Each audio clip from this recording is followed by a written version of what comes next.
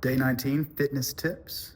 This one is be aware of the articulations of your movement. And I mean that just like grammar. Just like one could slur the way they speak or have a lisp or something. Nothing against anybody if you have an issue. But just like one could be inarticulate in their speech, you can be inarticulate in your movements, okay? I call this kinetic vocabulary. So just stay with me here.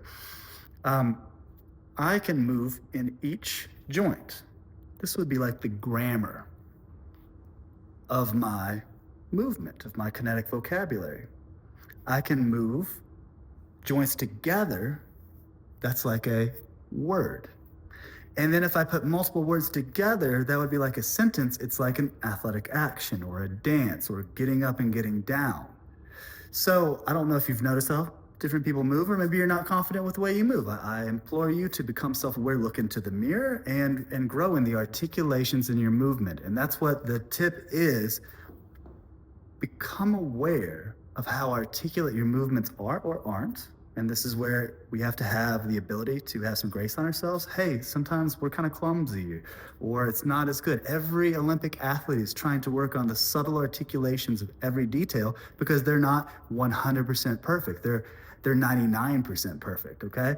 So give yourself some grace and then say, hey, am I aware when I move, when I stand, when I throw?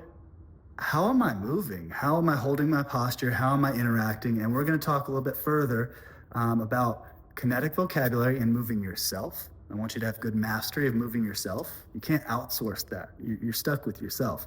Moving objects. You're going to move objects every day. People get hurt. Oh, I try to move this table. Oh, you should lift with your legs. What does that even mean? That's moving objects.